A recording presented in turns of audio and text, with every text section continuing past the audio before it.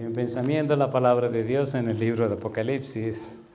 Apocalipsis capítulo 1, versículo 1. Apocalipsis capítulo 1, versículo 1. La palabra de Dios nos dice, Apocalipsis 1, 1. La revelación de Jesucristo que Dios le dio para manifestar a sus siervos las cosas que deben suceder pronto. Y la declaró enviándola por medio de su ángel a su siervo Juan. Oramos. Querido Padre Celestial, gracias por estar con nosotros. Gracias, Señor, por la compañía de los ángeles. Gracias por la dirección de su Espíritu. Gracias, Señor, por su compañía bendita. Gracias por los amigos y amigas que nos acompañan. Gracias por los hermanos y hermanas presentes. Y gracias por toda persona que sigue esta programación en cualquier lugar. Ahora, Padre, le rogamos que el Espíritu Santo nos traiga palabra de vida para la vida eterna. Que no recibamos palabra de hombre, pero la palabra de Jehová que vive y permanece para siempre. Señor, que nada ni nadie nos interrumpa la comunión con usted. Que recibamos de su Espíritu Santo, Padre eterno, no solo hoy, sino siempre, palabra de vida y alcancemos la vida eterna. Lo pedimos, Señor, en el nombre de Jesús. Amén. Muy bien, durante la semana estamos trabajando con la serie Un refugio para la familia. Vimos en el tema anterior lo que es el Evangelio de Dios. Ahora debemos trabajar con lo que se conoce como el testimonio de Jesucristo. Cuando usted lee el libro del Apocalipsis, descubre que es la revelación de Jesucristo que Dios le dio. Pero si usted mira con cuidado, se da cuenta que todo el Apocalipsis nos presenta al Señor Jesús. Es el plan o la idea del libro, revelar a Jesucristo. Y detrás de Jesucristo está nuestro Padre Celestial. Ahora, ponga cuidado porque todo el Apocalipsis se basa en la palabra de Dios. Y llama la atención la manera como lo enfatiza el mismo libro. Por ejemplo, en Apocalipsis capítulo 1, versículo 2, mire lo que dice el libro. Apocalipsis capítulo 1, versículo 2. Dice el verso 2, que ha dado testimonio de la palabra de Dios y del testimonio de Jesucristo y de todas las cosas que ha visto. Habla de la palabra de Dios y el testimonio de Jesucristo. Y esta idea se repite una y otra y otra y otra vez. Si tomamos en cuenta esto y descubrimos la clave, entonces vamos a llegar al gran tesoro. Versículo número 9, dice el versículo 9. ¿Cómo dice Apocalipsis 1:9? Yo, Juan, vuestro hermano y copartícipe vuestro en la tribulación, en el reino y en la paciencia de Jesucristo, estaba en la isla llamada Patmos por causa de ¿qué cosa dice él? De la palabra de Dios y el testimonio de Jesucristo. Cuando usted estudia la Biblia y busca el significado de estas dos frases, la palabra de Dios y el testimonio de Jesucristo, descubre que la palabra de Dios enfatiza o enfoca el Antiguo Testamento y el testimonio de Jesucristo enfatiza el Nuevo Testamento. El Nuevo Testamento es el testimonio, es la evidencia, es la testificación de lo que pasó en la vida del Señor Jesús. Y como veremos en algún momento de la semana, vamos a ver las profecías del Antiguo Testamento que se cumplen en Jesús. Y notaremos también en algún momento cómo se cumple todo lo que la Escritura dice acerca de Jesucristo. Ya veremos San Juan 5:39, San Lucas 24:44 y veremos el cumplimiento en cada uno de los detalles del Antiguo Testamento con relación a la persona de Jesús. Necesitamos aprender y estudiar también cómo es que el Evangelio se predicaba en el Antiguo Testamento antes de venir Jesús y cómo es y cuál era la base de Jesucristo para el Evangelio. ¿Qué utilizó Pablo? ¿Qué utilizó Pedro? ¿Qué utilizaron los apóstoles para hablar del Evangelio cuando no se había escrito el Nuevo Testamento? De allí vamos a encontrar cosas maravillosas. Pero ahora necesitamos ver el énfasis que se hace en la palabra de Dios y el testimonio de Jesucristo. Pudiéramos decir en el Antiguo y el Nuevo Testamento. Recuerde que el Apocalipsis se escribió en el año 96. Y si usted sigue mirando, ya para esa fecha había muchos libros escritos. Alguien dijo que el primer evangelio que se escribió fue el Evangelio según San Marcos. De manera que estamos mirando el testimonio de Jesús como la evidencia o la documentación o la prueba de que todo lo que el Antiguo Testamento decía acerca de Jesús tuvo un fiel cumplimiento. el Apocalipsis nos dice que es la revelación de Jesucristo. Sin embargo, debemos entender que cuando Juan escribe el evangelio que lleva su nombre, lo hace porque la iglesia cristiana está sacudida, bien sacudida, por un problema de apostasía. En el primer siglo de la historia de la iglesia cristiana, había situación difícil en la iglesia. Había un problema tan serio conocido como problema cristológico que amenazaba la fe de muchos cristianos. Ciertos conceptos o ideas paganas se habían mezclado con el cristianismo y amenazaban a la iglesia. Juan, para poner las cosas bien en claro, escribe un evangelio, escribe 3 cartas y escribe el Apocalipsis. 5 libros para resolver un problema que la iglesia tenía. El famoso problema cristológico. Y Juan comienza presentando las credenciales de Jesús en el evangelio que lleva su nombre. Y empieza diciendo, en el principio era el verbo, y el verbo era con Dios, y el verbo era Dios. Todas las cosas por él fueron hechas, y sin él nada de lo que ha sido hecho fue hecho. Y declara, versículo 14, y el verbo se hizo carne y habitó entre nosotros y vimos su gloria, gloria como del unigénito del Padre, lleno de gracia y de verdad. Juan deja bien en claro que Cristo es Dios que se hizo hombre. Pone bien en claro el valor, la importancia, la trascendencia, lo maravilloso de la persona de Jesús. Se enfoca en Jesús y escribe estos 5 libros como una cristología, es decir, un estudio acerca de la persona de Jesús. Y el Apocalipsis es exactamente eso, una cristología, estudio de la persona de Jesús.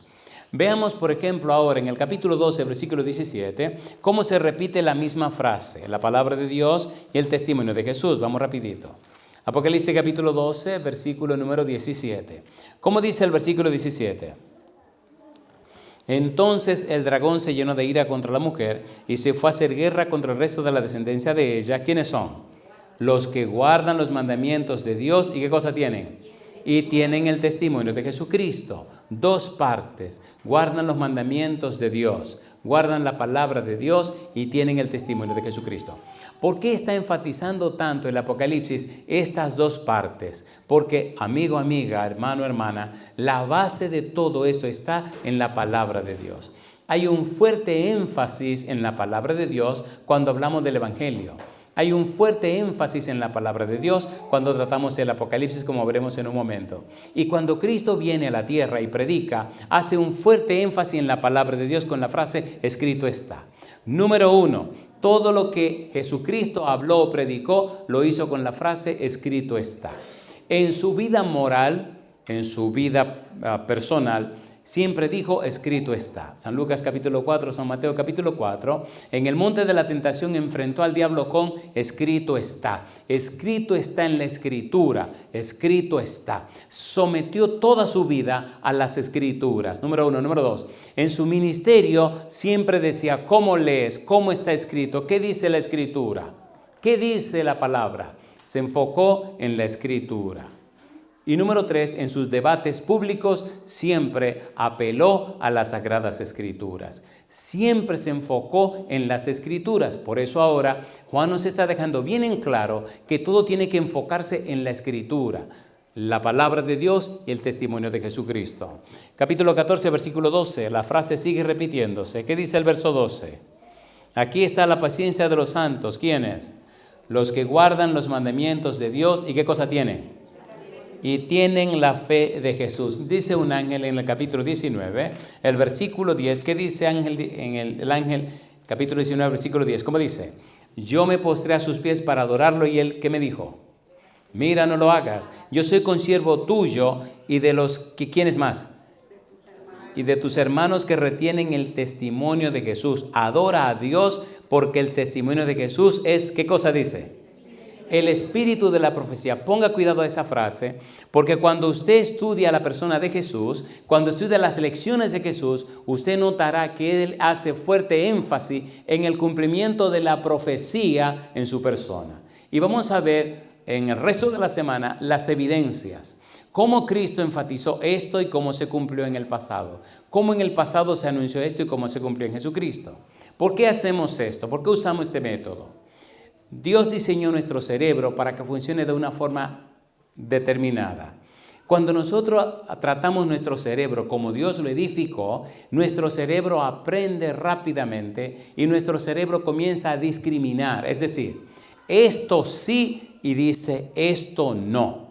Y en la medida que la Biblia comienza a formarse en nosotros, entonces se va formando y se va componiendo y se va construyendo la fe. Ya dijimos en el libro de Romanos capítulo 10 versículo 17 que la fe es por el oír y el oír por la palabra de Dios. Si no nos llenamos de la Biblia, si no enfatizamos la palabra de Dios, entonces la fe no puede nacer en nosotros. En el libro de Gálatas capítulo 5, versículos 22 y 23, vimos que la fe es un producto que sale de un árbol que se llama Espíritu Santo. Si es verdad que nos llenamos de la Biblia, la fe nacerá sola. La fe viene como un resultado. El resultado de llenarnos de la Biblia, el resultado de creerle a Dios. Usted no le creerá a Dios si no lo conoce. Usted no conocerá a Dios si no estudia su palabra. Y yo pregunto, ¿es así o no es así? ¿Es así o no es así? La peor tragedia del cristianismo de hoy es que, número uno, no estudian la Biblia y número dos, no conocen a Jesús. Hay mucha religiosidad en las iglesias, pero el cristianismo lamentablemente está quedando ausente en muchos lugares del mundo. Si no, dígame por qué el mal campea con tanto poder. Dígame por qué la maldad crece tan rápidamente. Dígame por qué los matrimonios se están haciendo pedazos. ¿Qué está pasando? El Señor Jesús dijo que Él es la luz del mundo, pero también dijo, vosotros sois, ¿qué cosa? La luz del mundo. Necesitamos volver por las sendas antiguas. Por ejemplo, ¿qué dice Jeremías 6:16? Vamos rapidito. Jeremías capítulo 6, versículo 16. ¿Qué dice el profeta Jeremías? En realidad lo dice Dios. ¿Qué dice Jeremías 6:16? ¿Alguien lo puede leer? Jeremías capítulo 6, versículo 16. ¿Cómo dice? Así dijo Jehová. ¿Qué cosa? Paraos en los caminos y mirad. ¿Y qué dice? Y preguntad por las sendas antiguas cuál sea el buen camino. ¿Y qué dice Dios? Y andad por él y hallaréis descanso para vuestra alma. Mas dijeron, ¿qué cosa? No andaremos. ¿Qué dijo el Señor Jesús? Cuando Cristo viene a la tierra, también se hace eco de estas palabras interesantes. San Mateo capítulo 11, versículo 28. ¿Qué dice Cristo? Venid a mí todos los que estáis trabajados y cargados, y yo os haré descansar. Llevad mi yugo sobre vosotros y aprended de mí, que soy manso y humilde de corazón. ¿Y qué dice Jesús ahora? Y hallaréis descanso para vuestras almas. Mi pregunta, ¿tenemos que ir a la senda antigua, sí o no? Sí. ¿Está Cristo allá en la senda antigua hace 2000 años? Sí. Pero necesitamos entender a Jesús y su mensaje. La tragedia de hoy es que la gente ni conoce a Jesús ni conoce el mensaje de Jesús. Cuando usted conoce el mensaje y cuando conoce a Jesús, su vida se convierte en un poder en la tierra. No tiene que hacer mucha bulla, porque el mismo poder del Espíritu que mora en usted abre la mente y transforma la vida de la gente que le escucha. No es un asunto de convencimiento, es un asunto de conversión. Y es el poder del Espíritu que produce la conversión. Hay un libro muy interesante que estoy leyendo, se llama El Poder de la Oración. Y hay 3 capítulos que hablan de lo que es la unción. Cuando su vida está ungida del Espíritu Santo, las mismas palabras que otra gente usa, usted las repite y produce un resultado maravilloso. Y usted dirá, ¿qué pasó? No es cuestión de sabiduría humana. Zacarías 4:6. ¿Qué dice Zacarías 4:6? No con ejército, ni con fuerza, sino con mi espíritu, ha dicho Jehová de los ejércitos. ¿Es verdad o no es verdad? ¿Es verdad o no es verdad? El apóstol Pedro, ¿era raro o no era raro? ¿Era pecador o no era pecador? ¿Sí o no? ¿Fue lleno del Espíritu Santo? ¿Se hizo poderosa la vida de Pedro? Así como se puede hacer la vida suya, la vida mía, poderosa. Necesitamos conocer a Jesús. Necesitamos entender el Evangelio. Señores, no es cuestión de un concepto, ni de una doctrina, ni de una teoría. No, no, no. Es cuestión de una persona a la que hay que conocer.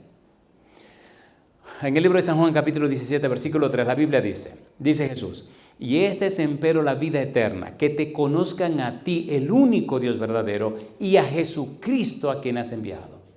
No es un conocimiento teórico, no es un conocimiento conceptual, es un conocimiento por experiencia, es un conocimiento vivencial, es un conocimiento práctico. Pero es necesaria la información para aterrizar en la experiencia. ¿Es así o no es así? ¿Es así o no es así? Por eso necesitamos entender la palabra de Dios. Necesitamos comprender lo que Cristo nos está diciendo. Mire usted lo que dice Apocalipsis capítulo 1, versículo 16. Estamos poniendo la mesa para entrar en algo bien profundo e interesante. Apocalipsis capítulo 1, versículo 16. ¿Qué dice el versículo 16? Aquí aparece Jesús con algo en la boca. ¿Qué tiene Cristo en la boca? Apocalipsis capítulo 1, versículo 16. ¿Qué aparece en la boca de Jesús? Apocalipsis 1, 16. ¿Qué tiene en la boca? Dice el versículo 16. Tenía en su diestra 7 estrellas, de su boca salía una espada aguda de 2 filos y su rostro era como el sol cuando resplandece en su fuerza. ¿Qué representa esta espada en la boca de Jesús? ¿Qué significa esa espada de 2 filos en la boca de Jesús? Capítulo 19, versículo 15. Mire cómo se repite la misma idea. Apocalipsis 19, versículo 15, dice el verso 15. ¿Cómo dice? De su boca sale una espada aguda de 2 filos. ¿Y qué sigue diciendo? Para herir con ella a las naciones, y él las regirá con vara de hierro, y él pisa el lagar del vino del furor de la ira del Dios Todopoderoso. Versículo 21. ¿Qué dice el verso 21? ¿Qué dice el versículo 21? Y los demás fueron muertos con la espada que sale de su boca del que montaba el caballo, y todas las aves, ¿qué hicieron? Se saciaron de las carnes de ellos. ¿Qué representa esta espada en la boca de Jesús? ¿Qué simboliza esa espada? Recuerde, en la apocalíptica bíblica hay toda una simbología.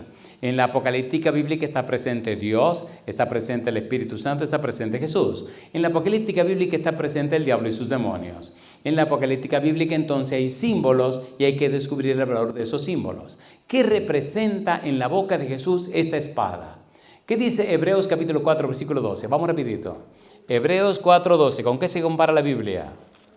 ¿Con qué se compara? Hebreos capítulo 4, versículo 12. ¿Qué dice el verso 12? Porque la palabra de Dios es viva y eficaz y más cortante que toda espada de 2 filos y penetra hasta partir, ¿qué cosa dice? El alma y el espíritu. ¿Qué más? Las coyunturas y los tuétanos. ¿Y qué discierne? Las intenciones y los pensamiento del corazón. Cuando la Biblia está presente, cuando la palabra de Dios es levantada, cuando la Biblia es difundida, cuando a la gente se la expone a la Biblia hace 3 cosas. Número 1, le parte el alma y el espíritu. ¿Es verdad o no es verdad? Es más, hay lugares donde he predicado y hay gente que se enojan porque piensan que le estoy diciendo su vida en público. Y ahí se han enojado. Una vez en una iglesia, yo era un adolescente, un señor se me paró en la puerta, compadre, y cuando yo estoy saludando, vino y me preguntó que si yo conocía a Giga. Yo no sé quién es Giga. Y me dice así enojado, se llamaba Rafael, ¿tú estás seguro que tú no conoces a Giga? Digo, no, yo no sé quién es Giga. Yo te la voy a traer ahora. Estaba así rojizo, furioso. Primera vez que venía a la iglesia. Y ella viene con la señora que le dicen Giga. Y le dice, Giga, ¿tú conoces a este muchacho? Yo tenía 21 años. Y le dice Giga, no, Rafael, yo nunca lo había visto. Primera vez que viene aquí a la iglesia.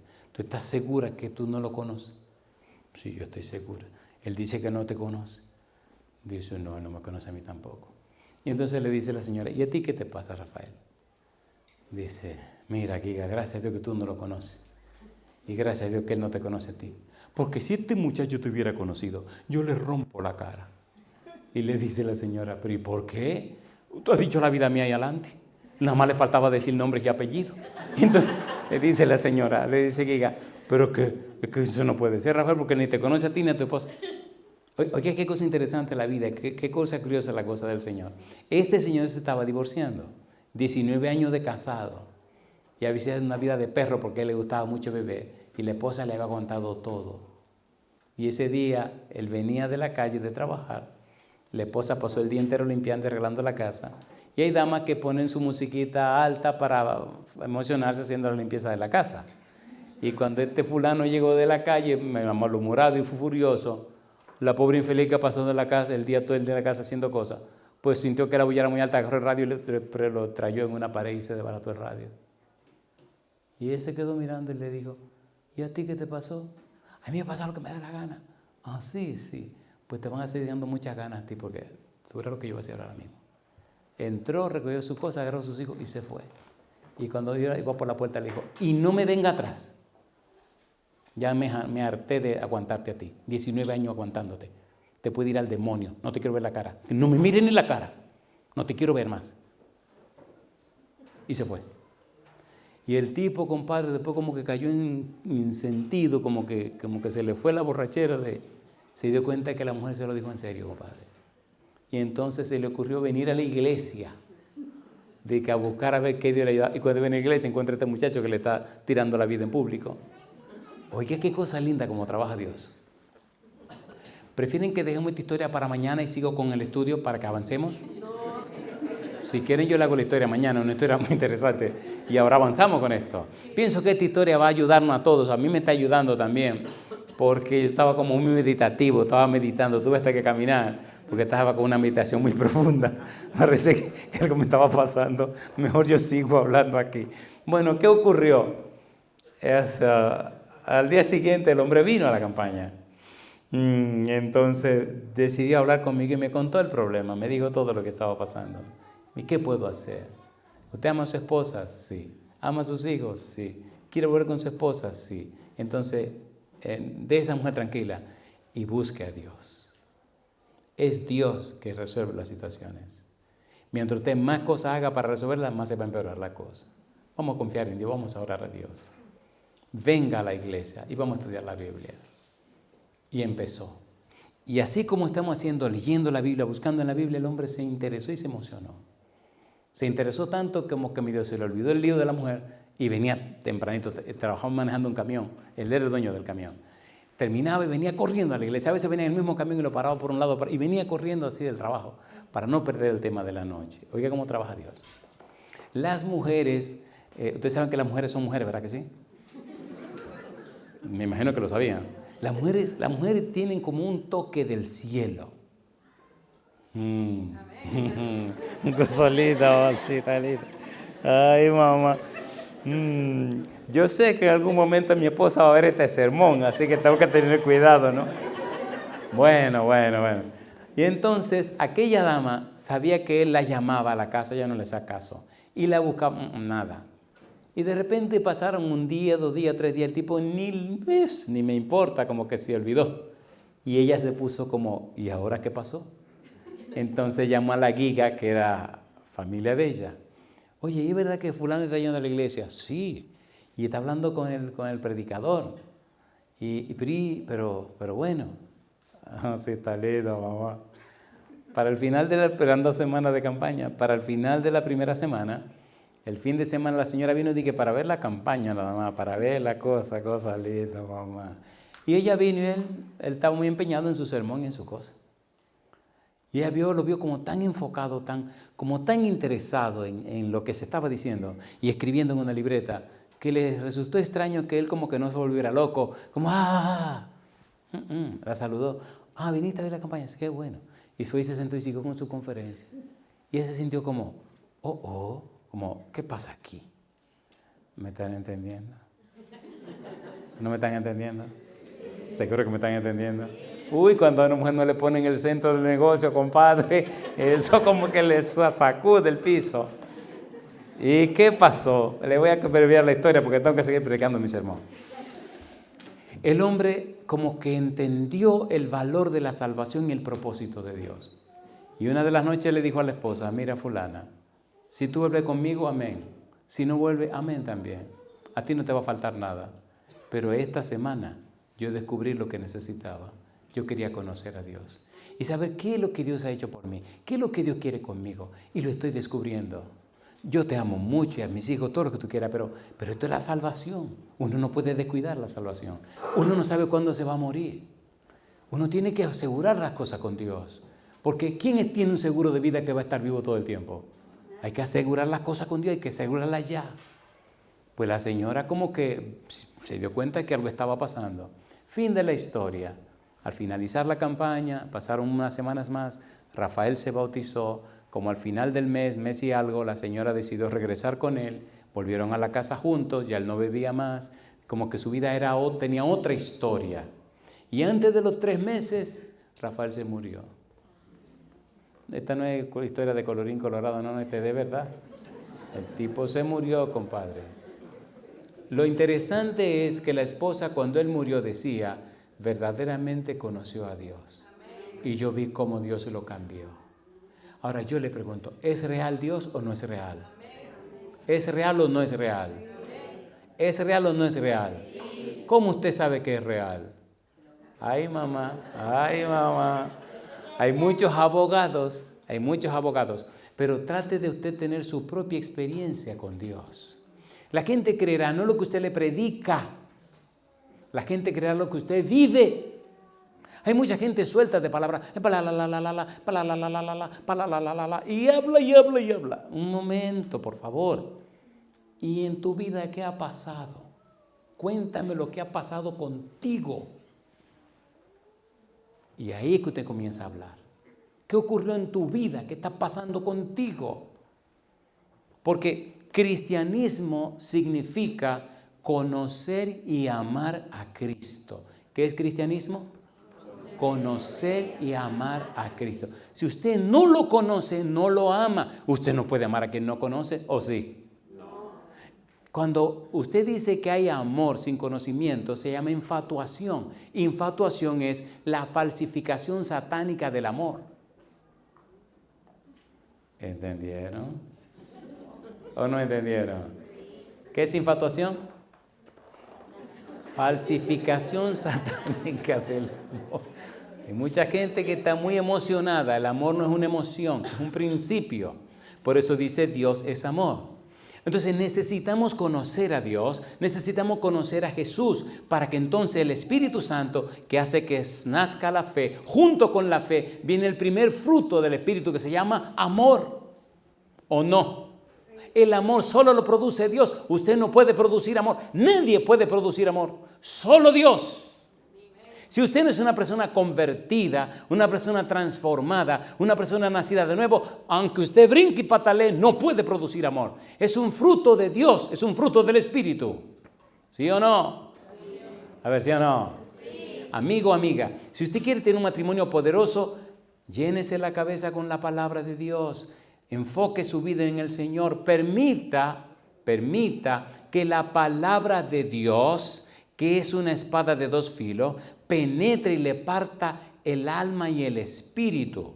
Penetre y le parta la coyuntura y los tuétanos.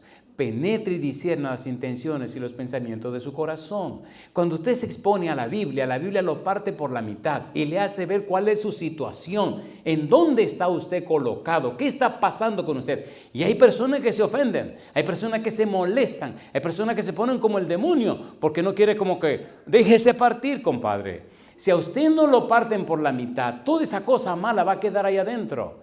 Proverbios capítulo 28, versículo 13. El que encubre sus pecados, ¿qué dice? Mas el que los confiese y se aparta, alcanzará misericordia. No nos engañemos. Gálatas capítulo 6, versículos 7 y 8. No os engañéis, Dios no puede ser burlado, pues todo lo que el hombre sembrare, eso también segará. Porque el que siembra para la carne, de la carne segará corrupción. Y el que siembra para el espíritu, del espíritu segará, ¿qué cosa? Vida eterna. La Biblia es una espada de dos filos. Mire qué cosa linda, Efesios capítulo 6, versículo 17. ¿Qué dice Efesios 6, 17? ¿Qué cosa es la Biblia? Efesios capítulo 6, versículo 17. Dice el verso 17. Y tomad el yelmo de la salvación y la espada del Espíritu, que es, ¿qué cosa? La palabra de Dios. Cuando la espada del Espíritu y la palabra de Dios penetra en tu corazón, penetra en tu mente y la abre, entonces tú te despiertas a la realidad de Dios, a la verdad del Evangelio y a la grandeza del reino de los cielos. ¿Es así o no es así? ¿Es así o no es así? Personas que nunca les importó nada de esto, de repente la Biblia ilumina la mente y todo comienza a cambiar. He tenido que ver y oír tantas historias hermosas en mi vida de lo que la Biblia es capaz de hacer. Cuando se conoce la Biblia, cuando se conoce al Señor, cuando usted comprende y entiende lo que Dios hizo, lo que Dios hace, lo que Dios hará, cuando usted entiende el plan de salvación, cuando usted entiende el empeño de Dios, cuando usted conoce a Dios, todo comienza a ser distinto, todo comienza a ser diferente. Y usted enfrenta a quien sea y lo que sea, porque la palabra de Dios es viva y eficaz.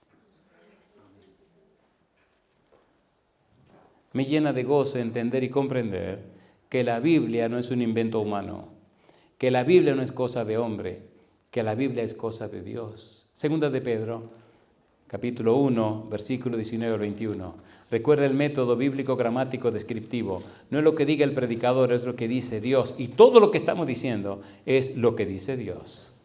¿Qué dice segunda de Pedro, capítulo 1, versículo 19 al 21? ¿Cómo dice el 19? ¿Cómo dice? Tenemos también, ¿qué cosa? La palabra profética más segura. ¿Y qué dice ahora? A la cual hacéis bien en estar, ¿cómo dice Pedro? Atentos como a una antorcha que alumbra, ¿dónde? En lugar oscuro hasta que el día esclarezca. ¿Y qué dice ahora? Y el lucero de la mañana salga en vuestros corazones. ¿Y qué dice el versículo 20? Entendiendo primero esto, que ninguna profecía de la Escritura es de interpretación privada. ¿Y cuál es la explicación? Dice Pedro. Porque nunca la profecía fue traída por voluntad humana, sino que los santos hombres de Dios hablaron siendo inspirados ¿por quién? Por el Espíritu Santo. ¿La palabra de Dios es la espada del Espíritu, sí o no? Sí. Por eso ahora necesitamos entrar en un estudio serio. Y cuando se ponga más interesante, vamos a terminar para que usted tenga que venir mañana. ¿Le parece bien? ¿Le parece muy bien? La palabra profética más segura. ¿Quién inspiró a los escritores de la Biblia? El Espíritu Santo. ¿Es así o no es así? ¿Quién inspiró la Biblia? El Espíritu Santo. ¿Quién inspiró el Espíritu Santo? Una pregunta. ¿Quién dijo a Gabriel que colocó a Jesús en el vientre de María? El Espíritu Santo. ¿Sí o no? ¿Sí o no? San Lucas capítulo 1, versículo 31 en adelante. ¿Tuvo el Espíritu Santo que ver con la vida de Jesús? Completamente. ¿Quién hacía echaba fuera los demonios a través de Jesús? El Espíritu Santo. ¿Quién era el que guía la vida de Jesús? El Espíritu Santo. Cuando Cristo fue bautizado, ¿quién vino en forma de paloma? El Espíritu Santo. ¿Quién estaba presente en todo lo que Cristo hacía? El Espíritu Santo. Y cuando Cristo se fue, ¿a quién envió? Al Espíritu Santo. ¿Es importante el Espíritu Santo? Sí. ¿Es importante o no es importante? Sí. ¿Quién convence de pecado, de justicia y de juicio? El Espíritu Santo. ¿Quién transforma la vida y los corazones? El Espíritu Santo. Yo digo, alabado sea el nombre de Dios. ¿Tiene sentido esto o no tiene sentido? Sí. ¿Tiene sentido o no tiene sentido? ¿Tiene poder el Espíritu Santo todavía para cambiar a la gente? Sí. ¿Tiene poder o no tiene poder? Sí. ¿Puede el Espíritu tomar a una persona mala y transformarla en una persona buena? Sí. ¿Puede el Espíritu tomar a una persona buena y transformarla en una persona salvada? Sí. ¿Sí o no? Sí. ¿Se salvan los malos y se pierden los buenos? ¿O se pierden los malos y pierden los buenos y se salvan los malos? ¿Cómo es la cosa? A ver, ¿cómo es la cosa? ¿Se salvan los buenos y se pierden los malos, verdad? No. Entonces, ¿se salvan los malos y se pierden los buenos? No. Se salva el que acepta a Jesús y se pierde el que lo rechaza. ¿Sí o no? ¿Saqueo era bueno o malo?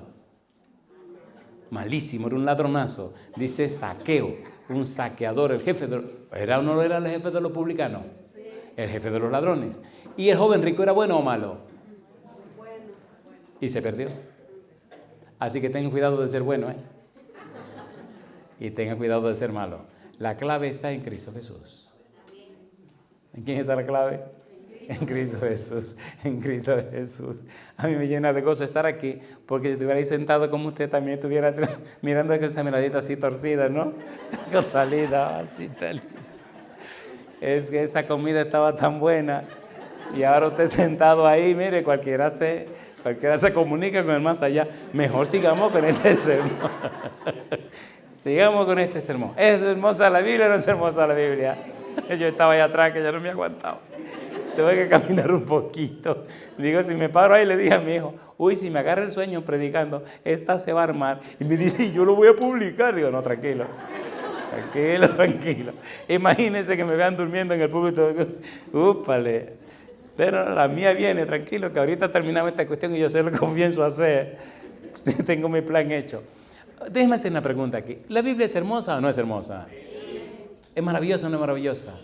No sé si se han dado cuenta, en la medida que uno va conociendo a Dios, uno va descubriendo como la belleza, la elegancia de vivir.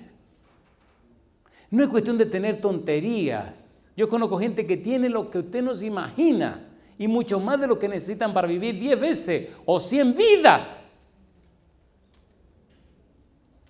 Y con lágrimas me han dicho, yo daré la mitad de lo que tengo por lo que usted tiene.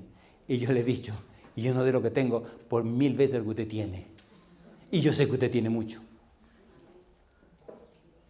Y cuando le digo mucho, es mucho. Ahora, una pregunta.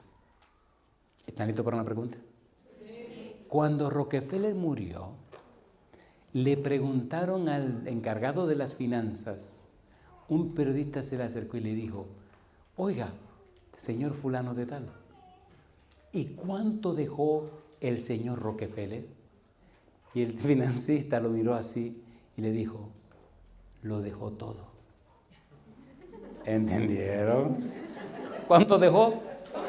Lo dejó todo. Que tuviera billones y billones, no se llevó nada, compadre. Entonces, nos afanamos por cosas que se van a quedar aquí. Ocupémonos en tener las cosas que van a durar ¿por cuánto? Por siempre. Y eso es Jesucristo, esa es la salvación. Necesitamos entonces entender la Biblia. Estamos en el punto, 2 de Pedro capítulo 1, versículo 19 al 21, la palabra profética más segura. Y aquí vamos a empezar con algo maravilloso que nos llevará a la semana, pero lo voy a dejar bien sazonadito para que usted quede con el deseo de seguir viniendo. San Juan capítulo 5, versículo 39, vamos rapidito. Juan 5, 39. El Señor Jesús, que siempre usó la Biblia, el Señor Jesús, que siempre enfatizó la Biblia, mire usted lo que dijo. San Juan capítulo 5, versículo 39. ¿Qué dice el verso 39? ¿Cómo dijo Jesús? Dice el Señor Jesús, escudriñad las Escrituras porque a vosotros parece que en ellas tenéis la vida eterna. Ellas son las que dan testimonio de mí. Pregunto, ¿está diciendo Cristo que las Escrituras dan testimonio de Él? ¿Sí o no? Cuando Cristo está diciendo esto, ¿existía el Nuevo Testamento? No, solo existía el Antiguo Testamento. Por tal razón, Cristo está diciendo que el Antiguo Testamento habla de Él, que el Antiguo Testamento lo explica a Él. Recuerde, no existe el Nuevo Testamento en ese momento. Capítulo 5. Vamos a seguir un poquito más abajo.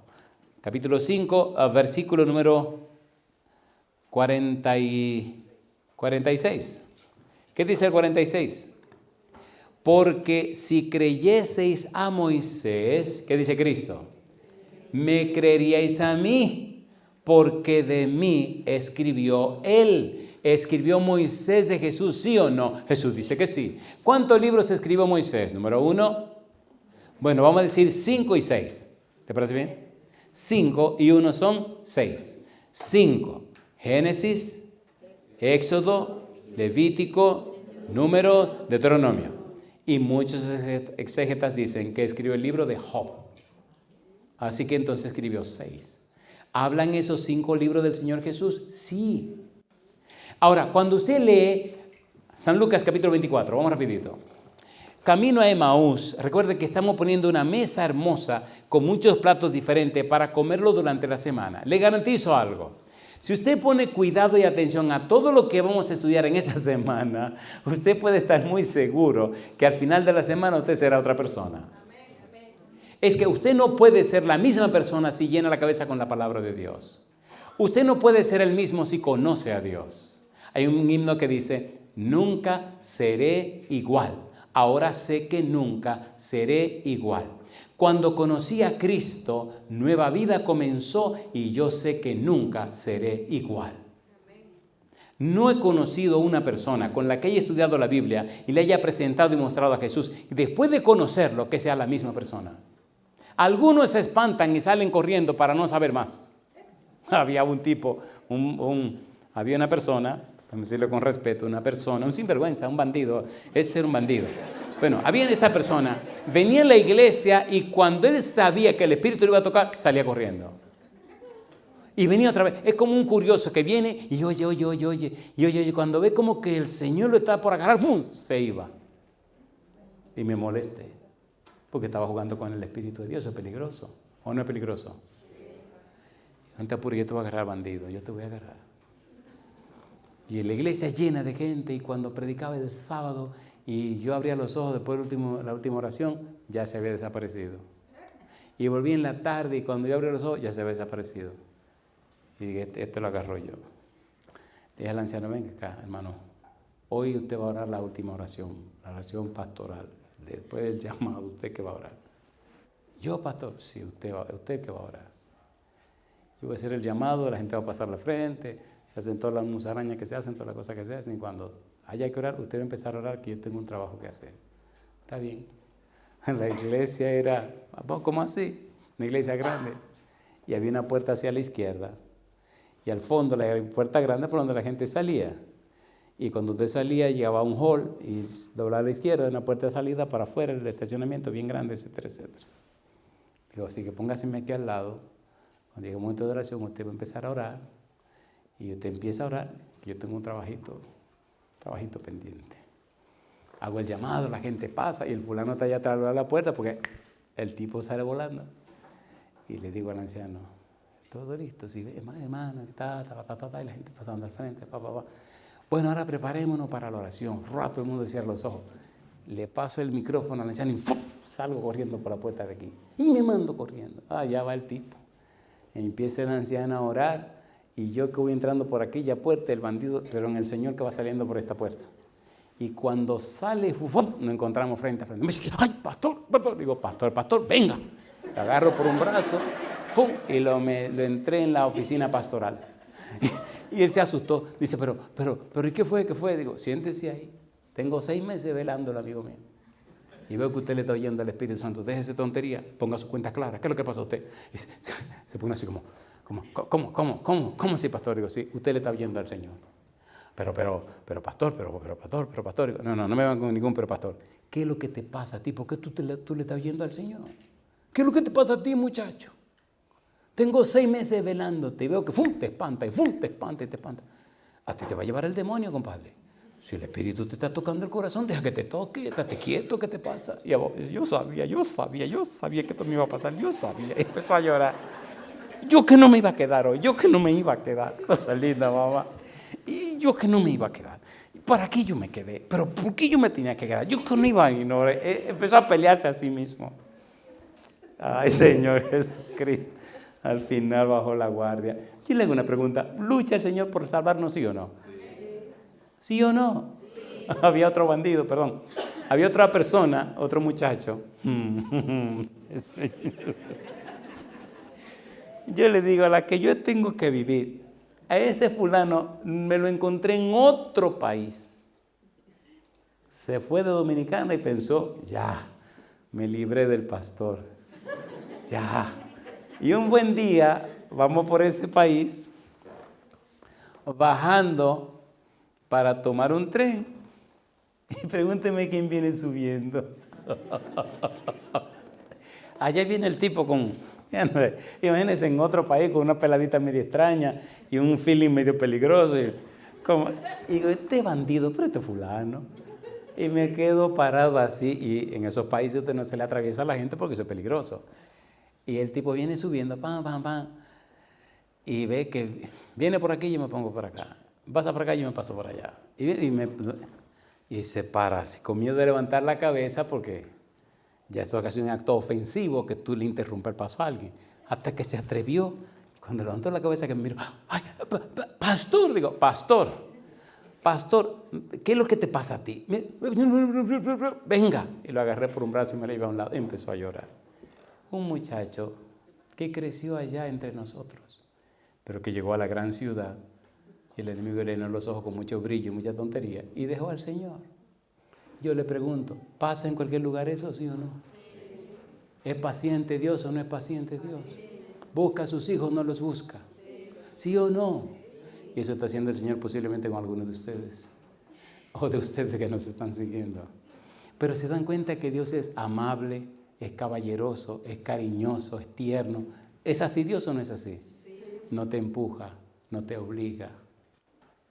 Cuando empecé mi vida cristiana le dije a Dios, no me ordene, porque el día que me ordene me pierde. No me ordene, no me obligue.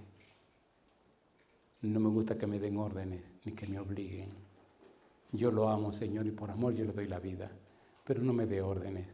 Mi papá era militar, mi mamá la esposa del militar, mis hermanos los hijos del militar. En casa todo el mundo me daba órdenes y detesto que me den órdenes, pero que me pongo furioso. No me gusta que me ordenen. Por amor yo te doy la vida. Pero mire, se equivocó y me tranco. ¿A qué sí me tranco, compadre? Cuando me vienen como, yo me sonrío, lo único que hago es que me sonrío, me doy la vuelta y me voy. No me gusta que me den órdenes y Dios nunca me ordena. Me pide lo que Él quiere y yo con gusto lo hago. Y en mis sueños los ángeles me han dicho, Andrés, el Señor te ama mucho. Y le he preguntado por qué. Y me dicen, porque tú siempre haces lo que Él te pide. Ahora yo le pregunto a usted, ¿hay alguien que me ame más que Dios? ¿Hay alguien que le ame más a usted que Dios? ¿Y ha hecho Dios todo para que usted se salve? Entonces, ¿por qué usted insiste en perderse? Eso es lo que yo no entiendo. Y hay gente que le pregunto, ¿por qué usted se quiere perder? Y me saltan, no, yo no me quiero perder. ¿Y qué está haciendo usted para salvarse? Y entonces se bajan la cabeza. ¿Entendieron? ¿Entendieron o no entendieron? Aquí viene mi pregunta. San Lucas 24, 44. Espérese para que sigamos siendo amigos. San Lucas capítulo 24, versículo 25 al 27. ¿Ustedes recuerdan a dos de los discípulos de Jesús que iban rumbo para Emaús? ¿Se acuerdan o no se acuerdan? ¿Se acuerdan que iban hablando acerca de Jesús por el camino? ¿Se acuerdan que vino un extraño y se le acercó para caminar con ellos? ¿Se acuerdan cómo le llamaron a ese extraño que se acercó? Ese que se acercó era Jesucristo. Y Cristo le pregunta, bueno, ¿y de qué ustedes hablan? Y le dicen a Jesucristo, y tú eres el único forastero que no sabe lo que ha pasado aquí. De Jesús Nazaret, hombre, profeta de Dios, varón temeroso, poderoso en las palabras. Pregunto, ¿de quién estaban hablando? De Jesús. ¿Quién se le acercó? Jesús. ¿A quién le están contestando y llamando forastero? A Jesús. ¿Cómo estaban los ojos de ellos? Velados. ¿Estaban velados o no estaban velados? Y cuando comenzaron a decir y le dijeron, bueno, de Jesús Nazareno, y bueno, aunque hay una mujer que dicen que fueron a la tumba estaba vacía y se aparecieron unos ángeles que le dijeron, ¿por qué buscan entre los muertos al que vive? Etcétera, etcétera, etcétera, etcétera. Y hoy ya el tercer día, presentaron toda la evidencia, pero ya no creían, tenían los ojos velados. La incredulidad se había adueñado de su corazón. Y ahora ven a Cristo que les habla, que está con ellos y no lo ven, no lo distinguen, no lo conocen, porque habían perdido la fe. Y entonces Cristo comienza con esta frase interesante. Capítulo 24, versículo 25 al 27. Ponga cuidado, San Lucas. San Lucas 24, 25 al 27. Recuerde que estamos hablando de la palabra profética. Cristo va a empezar a entrar en detalles y necesitamos entender esto para comprender lo que viene. Versículo 25. ¿Qué dice el verso 25? Entonces Él les dijo, ¿qué cosa? Oh insensatos y tardos de corazón para creer todo lo que los profetas han dicho. ¿Habían hablado los profetas de Jesús, sí o no? ¿Sí o no? Versículo 26. ¿No era necesario que el Cristo padeciera estas cosas y que entrara en su gloria? Y dice, y comenzando desde Moisés y siguiendo por todos los profetas, les declaraba en todas las escrituras lo que de él decían. Yo le pregunto, ¿conocía Jesús las escrituras, sí o no? ¿Sabía Cristo lo que las escrituras decían de él, sí o no? ¿Estas escrituras que Cristo está mencionando son el Antiguo Testamento, sí o no? Entonces necesitamos usted y yo ir al Antiguo Testamento, descubrir todo eso que Cristo dijo para fortalecer nuestra fe, porque la fe viene por el oír y el oír por la palabra de Dios. Cuando usted conoce, cuando usted comprende, cuando usted entiende, cuando usted vive, no hay nada ni nadie que le separe de Cristo Jesús. ¿Es hermoso esto o no es hermoso? ¿Es hermoso o no es hermoso? Versículo 44. ¿Qué dice el verso 44? San Lucas 24, 44 dice Jesús y les dijo, estas son las palabras que os hablé estando aún con vosotros, que era necesario que se cumpliese todo lo que está escrito de mí. ¿Dónde dice? En la ley de Moisés. ¿Dónde más? En los profetas. ¿Y dónde más? Y en los salmos. Necesitamos estudiar eso. Necesitamos entender eso. Necesitamos saber qué es lo que Cristo dijo, qué es lo que Cristo enseñó. En la medida que lo aprendemos, nuestro prefrontal se ilumina, se aclara, se fortalece, se ensancha, se expande, crece. Y en la medida que crece ese prefrontal y se fortalece, se produce en nosotros un nuevo nacimiento, un cambio, una transformación de la vida. Y cuando eso se produce en nosotros, no hay nada ni nadie que nos pueda separar de Cristo Jesús. ¿Lo necesitamos o no lo necesitamos? A ver, ¿sí o no? Primera de Pedro, capítulo 1, versículo 23. Vamos a aterrizar aquí. Primera de Pedro 1, 23. ¿Qué dice Primera de Pedro 1, 23?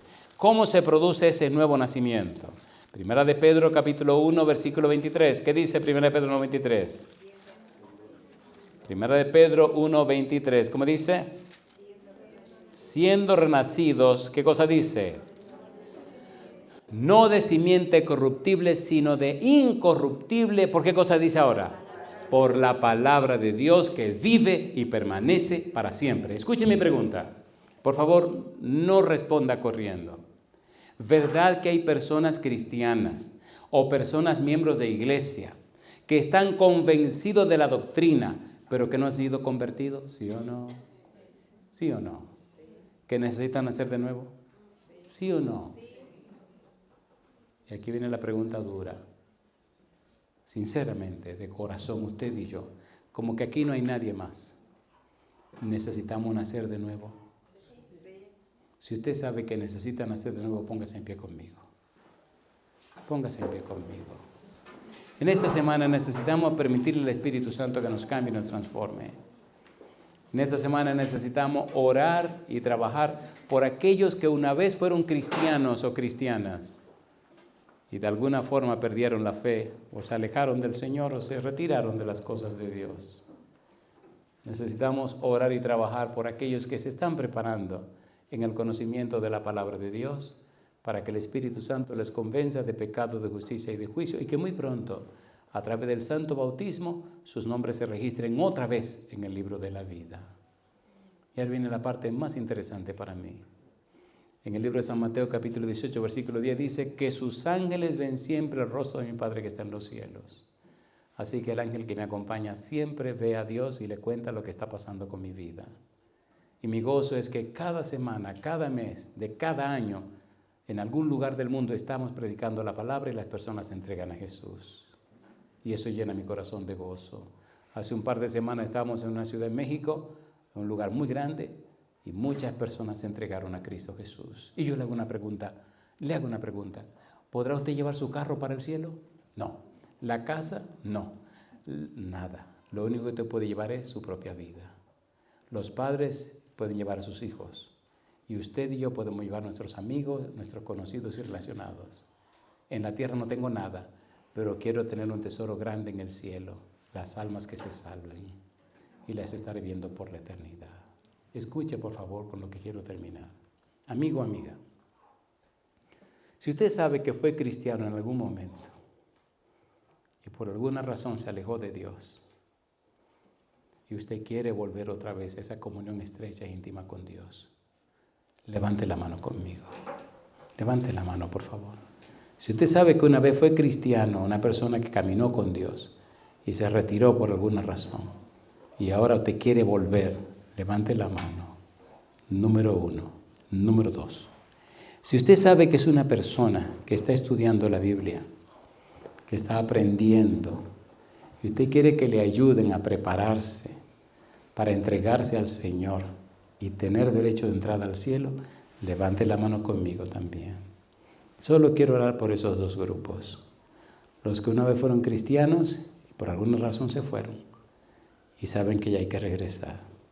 Y número 2, por aquellos que se están preparando o se quieren preparar para tener derecho de entrada al cielo. Me gusta hacer esta pregunta con mis ojos cerrados, pero me gusta abrirlo ahora para hacerlo bien directamente. ¿Pueden levantar la mano esas personas? Bendito sea Dios. Entonces, el atrevimiento viene ahora. Escuchen lo que les voy a decir. Miren, hay una cámara aquí en el frente. Yo le voy a pedir que pase aquí al frente, pero le voy a advertir, lo van a ver en el mundo entero. ¿Se avergüenza usted de entregarse a Dios? En el libro de San Marcos, capítulo 8, versículo 38, Cristo dijo, porque el que se avergonzare de mí en esta generación adúltera y pecadora, yo me avergonzaré de él delante de mi Padre que está en los cielos. Amigo, amiga, si usted sabe que estuvo lejos de Dios y tiene que regresar, venga conmigo aquí al frente. Súbase aquí al lado mío para que la cámara lo vea. Si usted sabe que está preparándose para ir al cielo o quiere prepararse, venga conmigo. Suba aquí para que la cámara lo vea. Si usted no se avergüenza de Jesús, le garantizo que Cristo jamás se avergonzará de usted. Cristo confesará su nombre delante del Padre Celestial. Cristo hará lo que sea por usted, pero no se avergüence delante de los seres humanos, delante de los demonios, no se avergüence del Señor. Dios lo entregó todo, lo dio todo, lo sacrificó todo. Y Jesús no le dio vergüenza subir a la cruz como un vil criminal. Lo pusieron al lado de dos ladrones y el del medio siempre era el peor. Murió como un cualquiera por amor a ti. Ahora ven conmigo al frente, mostrémosles a Jesús que le agradecemos lo que hizo, que creemos en Él y queremos reconciliarnos con Él. Adelante, adelante. Vamos a presentarnos hoy delante de Dios para que el Señor comience con nosotros hoy una nueva y maravillosa experiencia. Si estuviste lejos, ven. Y como pasó con el hijo pródigo, el Señor cuando te vea correrá, te abrazará, te besará y hará una fiesta, porque como dijo, mi hijo era muerto y ha vuelto a la vida. Estaba perdido y ha sido hallado. Permite que Dios te encuentre, permite que Dios te halle. Y a usted, amigo, que se está preparando, que se está haciendo planes para entregarse a Dios, si necesita ayuda, venga. Vamos a buscar la manera y la forma como usted reciba esa ayuda. Y durante la semana, como dice el pastor, 1 hora antes de cada sermón, estaremos por acá para atender por lo menos 3 personas, 20 minutos a cada una, desde el domingo, lunes, martes, miércoles, jueves, toda la semana. Y así haga su cita y con gusto le vamos a atender. ¿Le parece bien si oramos ahora? Padre amado, Padre querido, muchísimas gracias por acompañarnos en esta hora. Señor, gracias por darnos a Jesús. Gracias por su palabra bendita. Gracias por el maravilloso evangelio. Gracias por la bendita esperanza de verle pronto en las nubes de los cielos. Padre, despiértenos antes que sea demasiado tarde. Que su Espíritu Santo venga, nos habilite y nos capacite, Señor. Que hagamos planes y arreglos para reconciliarnos con usted públicamente. Que pronto nuestros nombres se registren otra vez en el libro de la vida. Y a los que todavía no han sido bautizados, Señor, que tomen la decisión de prepararse y sean bautizados en el tiempo que usted determine, Señor. Pero que ninguno de este grupo se pierda. Y que los amigos y amigas que nos siguen a través de la radio, la televisión o la internet, que tengan la linda experiencia de entregarse a Jesús para que sus nombres se registren en el santo libro de la vida y tengan todo el derecho de entrada al reino de los cielos. Bendiga al pastor de esta iglesia, al pastor Leandro López, bendiga a su esposa, a su bebé y bendiga a cada familia de la iglesia. Padre, diríjanos, cuídenos y acompáñenos. Lo pedimos en el nombre de Jesús. Amén, Señor. Amén. Que Dios les bendiga, Dios les guarde.